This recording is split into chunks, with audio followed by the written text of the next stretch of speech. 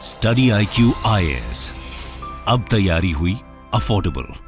नमस्कार दोस्तों जैसे भारत के अंदर जनरल इलेक्शन होता है और जनरल इलेक्शन का मतलब ये हुआ कि जो नेशनल गवर्नमेंट है वो चुनी जाती है। जैसे कि लोकसभा का इलेक्शन होता है उसको हम जनरल इलेक्शन कहते हैं। भारत के अंदर तो ये 2019 में हुआ था और 5 साल का टर्म होता है, तो अगला इलेक्शन अगले साल होगा 2024 में। वैसे ही पाकिस्तान के अंदर अगर आप देखोगे, वहां की जो सरकार है, नेशनल गवर्नमेंट है, उनका इलेक्शन हुआ था 2018 में और 2023 में अब समय आ गया है कि इनको इलेक्शंस कंडक्ट कराने चाहिए। लेकिन क्या आपको पता है कि यहां पर जिस तरह की इकोनॉमिक क्राइसिस आई है, बार बार यही सवाल उठाया जा रहा है। ये आप देख सकते हो, DW का आर्टिकल है, can Pakistan afford to hold general elections. यहां पर क्या प्रॉब्लम है, क्या चीजें हैं, वो सारी चीजें मैं आपके साथ डिस्कस करूंगा कि किस तरीके से पाकिस्तान को इस समय मुसीबत आ गई है कि वो शायद जनरल इलेक्शन तक कंडक्ट ना करा पाए। इसके बारे में काफी कुछ जानने को मिलेगा। चलिए आगे बढ़ते हैं, लेकिन उससे पहले ध्यान रखिएगा दोस्तों, एक इंपॉर्टेंट चीज है कि कल होली की वजह से बहुत से बच्चे जो स्टडी IQ का सेल का पूरा बेनिफिट है वो नहीं ले पाए थे। इसकी वजह से हमने डिसाइड किया है, बहुत सारे कॉल्स आने के बाद, कि यहां पर एक दिन के लिए और ये जो पूरा सेल है एक्सटेंड किया जाएगा। मतलब सिर्फ आज के लिए ये जो पूरा सेल है, यूपीएससी का कोई कोर्स आप लेना चाहते हो 2023 का, इस साल का अगर आप प्रीलिम्स क्रैक करना चाहते हैं, 2024 का जो बैच है वो, या फिर 2025 का लॉन्ग टर्म बैच, या फिर कोई भी ऑप्शनल हो। और इसके साथ साथ आपको पता होगा कि यूपीएससी का जो वैकेंसी आया है EPFO के अंदर, एक बड़ा अपॉर्चुनिटी है, तो इसके अंदर आप यहां पर कंडक्ट कर सकते हैं। ये सारे जो कोर्सेज हैं वो ले सकते हैं। इसके लिए सिंपली आपको हमारे वेबसाइट ऐप पर जाना है, या फिर कमेंट सेक्शन में इसका लिंक दिया हुआ है, वहां पर जाइए, यूज करिए कोड अंकित लाइव, ताकि आपको मैक्सिमम डिस्काउंट मिल सके और आप इसके अंदर एनरोल करा सकें। इसके अलावा और अगर आपको MCQs अटेम्प्ट करना है तो मेरे इंस्टा पेज पर जा सकते हैं, वहां पर स्टोरीज में जितने भी MCQs हैं उसको आप अटेम्प्ट कर पाएंगे। तो चलिए शुरुआत करते हैं और सबसे पहले देखते हैं एग्जैक्टली हुआ क्या है। देखिए, यहां पर बताया जा रहा है कि पाकिस्तान के अंदर जनरल इलेक्शंस कंडक्ट कराने के लिए जो डिमांड है वो लगातार बढ़ते जा रही है। यहां पर अलग अलग पॉलिटिकल पार्टीज अलग अलग सजेशंस दे रही हैं कि जल्द से जल्द पाकिस्तान के अंदर इलेक्शंस कंडक्ट होना चाहिए। जो सपोर्टर्स हैं स्पेशली इमरान खान के, अब आपको पता होगा इमरान खान की जो सरकार है 2018 इलेक्शंस के बाद चुनकर आई थी, लेकिन पिछले साल ही आपने देखा कि उनकी जो कोalition गवर्नमेंट थी, क्योंकि पूर्ण बहुमत नहीं था इमरान खान को, जो कोalition गवर्नमेंट थी वो टूट गई और यहां पर वापस से नवाज शरीफ की जो गवर्नमेंट है वो आ चुकी। नवाज शरीफ मतलब उनके पार्टी की, ऑब्वियस सी बात है, नवाज शरीफ प्राइम मिनिस्टर नहीं है, उनके भाई प्राइम मिनिस्टर हैं, लेकिन उन्हीं की जो पार्टी है बेसिकली वो यहां पर पावर में आ चुकी है। लेकिन एक फ्रेश मैंडेट मांगा जा रहा है पॉलिटिकल पार्टीज के द्वारा कि मे भी अगर नई सरकार चुनकर आती है तो वो हो सकता है कि पाकिस्तान को इस इकोनॉमिक क्राइसिस से निकाल सके। लेकिन आपको समझना है कि होल्डिंग इलेक्शंस जो है, मतलब इलेक्शंस कंडक्ट कराना, वो कहना तो आसान है लेकिन एक्चुअल में करना इस समय पाकिस्तान में बहुत ज़्यादा मुश्किल हो गया है। जैसा कि मैं आपको बता रहा था कि यहाँ पर जो इस समय पार्टी है शहबाज शरीफ की, जो प्राइम मिनिस्टर है इस समय, उनके द्वारा एक कोalition गवर्नमेंट इस समय चलाया जा रहा है भुट्टो के पार्टी के साथ मिलकर। अब उन लोगों की तरफ से ये डर है कि अगर मे भी अगर हो सकता है कि इस समय इलेक्शंस कंडक्ट होंगे तो शायद इमरान खान वापस से पावर में आ सकते हैं, क्योंकि बहुत सारे इस समय जो पोल्स वगैरह निकलते हैं ना, ओपिनियन पोल्स वगैरह, तो उसमें यहां पर देखने को मिला है कि इमरान खान अभी भी काफी पॉपुलर हैं लोगों के बीच में। तो एक तो यहां पर यह मुद्दा हो गया, प्लस जो दूसरा है वो आपका मॉनेटरी टर्म्स का, कि क्या इस समय पाकिस्तान एक्चुअल में इलेक्शंस को है वो सही तरीके से कंडक्ट करा सकता है, क्योंकि बहुत बड़ा पैसा खर्च होता है। जहां तक पाकिस्तान की जो इमरान खान की पार्टी है PTI, उनका ये कहना है कि देखिए, इस समय ओपिनियन पोल के हिसाब से देखें तो उनकी पार्टी बहुत पॉपुलर है और उनकी पार्टी वापस से पावर में आनी चाहिए। और PTI इसलिए बहुत ज़्यादा समर्थन कर रहा है कि इसका जो इलेक्शंस है पाकिस्तान के, वो इस समय अगर कंडक्ट होंगे तो हाई चांसेस हैं कि इमरान खान वापस से प्राइम मिनिस्टर बन सकते हैं। लेकिन जैसा मैंने आपको बताया कि पाकिस्तान इस समय बहुत बड़े इकोनॉमिक क्राइसिस से गुजर रहा है। अब जब मैं इकोनॉमिक क्राइसिस की बात कर रहा हूं तो थोड़ा सा इसको देख लेते हैं। जैसे कि आपको पता है कि वहां पर फ्यूल हो गया, बहुत सारे जो एसेंशियल गुड्स होते हैं उसकी शॉर्टेज हो गई है, इन्फ्लेशन बहुत ज़्यादा हो गया है और इसकी वजह से लोग इन सारे आइटम्स को परचेज नहीं कर पा रहे हैं। जो बेसिक आइटम होता है रोज़मर्रा की ज़िंदगी में जो चाहिए होता है वो लोग परचेज नहीं कर पा रहे हैं। एक सिंपल जो फ्यूल होता है, जो पेट्रोल हो गया, डीजल हो गया, उसको परचेज करने के लिए लंबी लंबी कतारें हैं। वहाँ की जो फाइनेंशियल कैपिटल है कराची पाकिस्तान की, वहाँ पर इस तरह की हालत आपको देखने को मिलेगी। बहुत सारे हाउस होल्ड्स के अंदर, घरों के अंदर गैस नहीं है कि वो प्रॉपर तरीके से खाना बना सके। फैक्ट्रीज यहाँ पर पूरी तरह से ऑपरेट करने में असक्षम है, उसको ऑपरेट नहीं कर पा रही हैं, पावर नहीं है क्योंकि। तो ये सारे प्रॉब्लम्स आपको देखने को मिलेंगे। मिलेंगे। एंड जो एक्सटर्नल फैक्टर्स हो गया वो तो चल ही रहा है, क्योंकि आपने देखा होगा कि लंबे समय से पाकिस्तान ने क्या किया था कि अपना जो रुपी है, मतलब डॉलर के टर्म्स में जो रुपी होता है, वो लगभग 2025-30 के आसपास यहां पर कहीं ना कहीं उसको रोक के रखने की कोशिश की थी।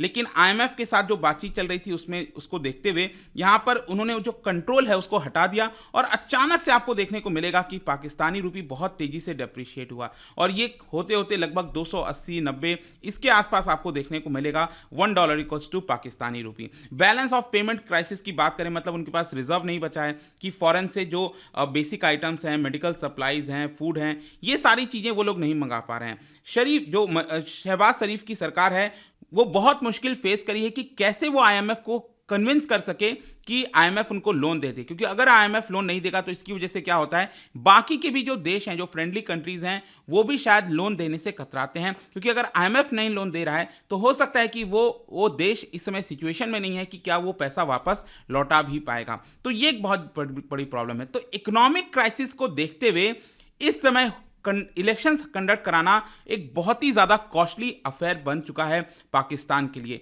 कि क्या अगर फ्रेश इलेक्शंस कंडक्ट होंगे तो क्या ये इकोनॉमिक क्राइसिस से बाहर आ पाएंगे। देखिए यहां पर कई सारे जो इन्वेस्टिगेटिव जर्नलिस्ट हैं, पॉलिटिकल एनालिस्ट हैं पाकिस्तान के अंदर, उन्होंने ये बयान दिया है कि पाकिस्तान की इकोनॉमिक सिचुएशन बहुत खराब है, बिग मैस में है, और वो पैसा उनके पास नहीं है सरकार के पास।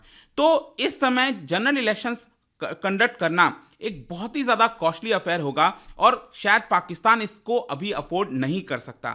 यहां पर कई लोगों ने सजेशन दिया है कि इससे अच्छा यह होगा कि जितने भी स्टेक होल्डर्स हैं, क्योंकि आप समझिए पाकिस्तान के अंदर ऐसा नहीं है कि सिर्फ पॉलिटिकल पार्टीज ही यहां पर स्टेक होल्डर हैं।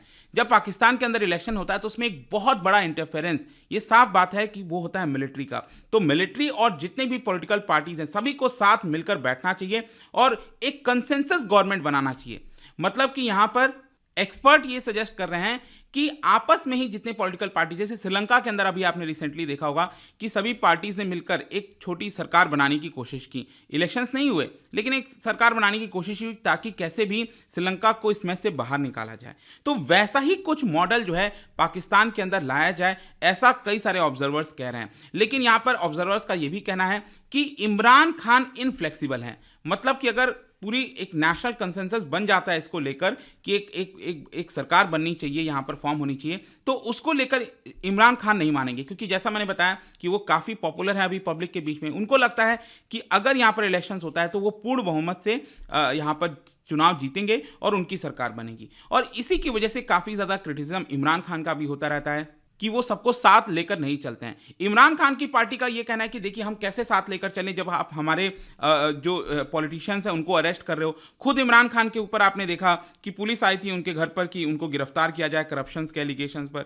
तो ये सारी चीजें चल रही हैं यहाँ पर ऑलरेडी, और आरोप यही लगाया जा रहा है कि सरकार जानबूझकर ये जो इलेक्शंस हैं पाकिस्तान में कंडक्ट नहीं कराना चाहती। अब देखिए जहां तक खर्चे की बात है, मेरे को पाकिस्तान के बारे में तो उतना नहीं पता, लेकिन भारत का अगर आप थोड़ा सा कंपेयर करो, जैसे कि भारत में कितना खर्चा हुआ था, ये आप आंकड़ा जो देख रहे हो, ये बेसिकली आंकड़ा वो आंकड़ा है जो लोकसभा का इलेक्शन होता है ना, तो लोकसभा इलेक्शन, अब ये तो पूरे देश का इलेक्शन है, तो इसका जो खर्चा है वो पूरी तरह से सरकार उठाती है, जो सेंट्रल गवर्नमेंट है, ठीक है, वो उठाती है। तो आप देख सकते हो कि यहां पर पहले खर्चा कितना होता था, ये करोड़ों में है, मतलब कि 947 करोड़ 1000 करोड़ के आसपास आपका लगा था 2004 में। 2009 में 1100 करोड़ के आसपास लगा, लेकिन अचानक से 2009 के बाद 2014 में आप देखोगे तो 3800 करोड़ का खर्चा आया था। और ऑब्वियस सी बात है 2019 का जो लास्ट इलेक्शन हुआ होगा उसमें तो 5000 करोड़ को भी क्रॉस हुआ होगा। ये तो मैं सिर्फ इलेक्शन कमीशन के खर्चे की बात कर रहा हूं कि देश में इलेक्शंस कंडक्ट कराने के लिए कितना खर्चा होता है,